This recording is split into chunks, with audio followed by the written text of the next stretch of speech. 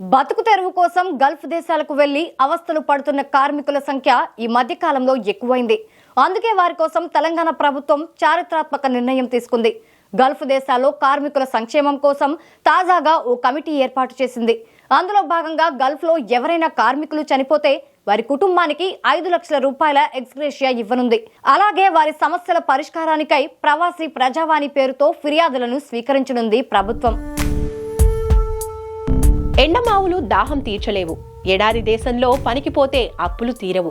దీపానికి అట్రాక్ట్ అయ్యే పురుగుల్లా గల్ఫ్ దేశాలకు ఎగిరిపోయి అక్కడే పిట్టల్లా రాలిపోతున్నారు. అప్పులు తీర్చలేక పెద్ద దిక్కును కోల్పోయిన ఆ కుటుంబాలు పడే ఆవేదన వినేవారే కరువయ్యారు. స్థానికంగా ఉపాధి కల్పించని ప్రభుత్వాలు కనీసం పొరుగు దేశం నుంచి వారి శవాలను కూడా రప్పించలేకపోతున్నారు. మోడువారిన జీవితాల్లో ఏరేడు వెలుగులు నింపుతాడోనని కళ్ళలో ఒత్తులేసుకొని చూస్తున్నారు బాధితులు. ఈ నేపథ్యంలోనే తెలంగాణ ప్రభుత్వం మరో కీలక నిర్ణయం తీసుకుంది. గల్ఫ్ దేశాల్లో పనిచేస్తూ దురదృష్టవశాత్తు మరణించిన తెలంగాణ ప్రవాసీ కార్మికుల కుటుంబాలకు 5 లక్షల రూపాయల ఎక్స్గ్రేషియా ప్రకటించింది. దీనికి సంబంధించి జీవో నంబర్ 216 ద్వారా అధికారిక ఉత్తర్వులు కూడా జారీ అయ్యాయి. తెలంగాణ రాష్ట్రం దేశంలోనే మొదటిసారిగా గల్ఫ్ ప్రాంతాల్లో పనిచేస్తున్న వలస కార్మికుల సంక్షేమం కోసం ఈ విధమైన ఎక్స్గ్రేషియా ప్రకటించడం గమనార్హం. ఈ నిర్ణయం లక్షల మంది గల్ఫ్ కార్మికులకు ఉపయోగపడుతుంది. ఈ ex gratia Bahrain, Kuwait, Oman, Qatar, Saudi Arabia, Iraq, United Arab Emirates వంటి 7 గల్ఫ్ దేశాల్లో పనిచేస్తున్న తెలంగాణ వలస కార్మికులకు వర్తిస్తుంది. 2023 డిసెంబర్ 7 లేదా ఆ తర్వాత చనిపోయిన గల్ఫ్ కార్మికులకు ఇది అమల్లోకి వస్తుంది. మరణానికి కారణం ఏదైనా ఈ పరిహారం వర్తిస్తుందని ప్రభుత్వం స్పష్టం చేసింది.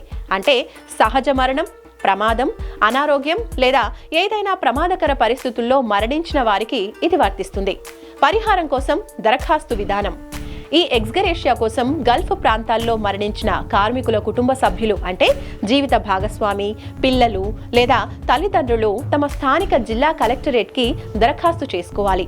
మరణం జరిగిన తేదీ లేదా మృతదేహం స్వీకరించిన తేదీ నుంచి 6 నెలలలోపు దరఖాస్తు చేయాల్సి ఉంటుంది.